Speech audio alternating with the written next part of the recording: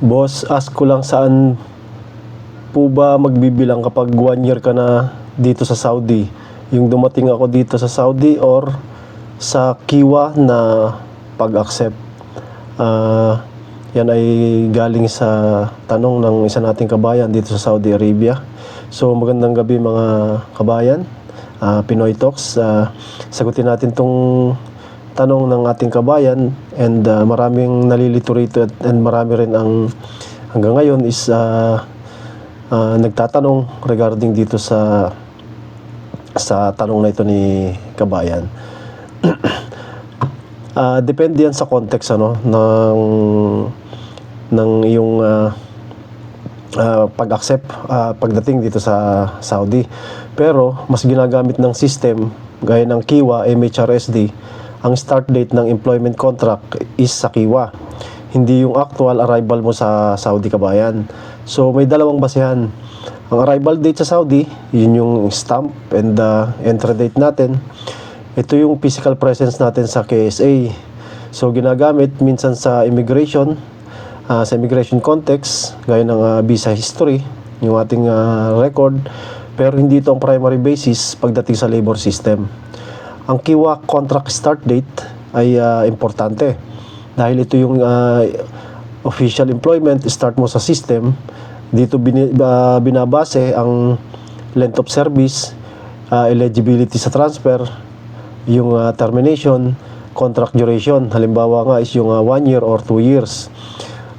Kahit matagal ka na sa Saudi, kung late ginawa ang Kiwa contract mo, doon lang magsisimula ang bilang sa system. And halimbawa mga kabayan, meron na tayong contract sa Saudi and sa Kiwa, bago lang tayo sa Saudi at nagkaroon na tayo ng contract, i-check po kagad natin yung date, lalo na yung start date. And kapag may discrepancy is agad natin sa HR o sa ating company, i-raise agad natin na i-update nila, baguhin na ito yung ating start date, dahil sila lang naman ang makakapag update noon, makakapagbago noon, yung ating HR or yung ating company. And real scenario, halimbawa dumating ka sa Saudi ng January 2024, ang Kiwa contract mo nag-start March 2024. So ibig sabihin sa system, March 2024 ang start ng 1 year, hindi January. Bakit importante ito? Ginagamit ito sa pag-check kung pwede ka na mag-terminate upon expiry, para maiwas sa auto-renew. And dito mo rin na malalaman yung eligibility mo sa transfer without consent in some cases. And practical advice, check mo sa Kiwa platform yung contract details, ano yung start date mo. Yun ang sundin sa planning. Halimbawa gusto mong mag-resign or mag-transfer, or halimbawa patapos na ang contract mo and ayaw mo mag-auto-renew, doon ka magbe-base sa contract mo sa Kiwa. And disclaimer, this is general informational purposes only, hindi po ito legal advice.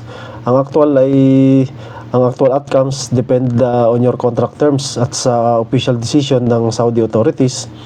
Always verify po directly through sa Kiwa, MHRSD or Abshir. So kung gusto niyo po ng malaman at update sa Saudi labor rules and about Kiwa, termination notice period, visit nyo yung pinoytalks.com para po makita nyo at malaman yung iba nating rights dito sa Saudi Arabia.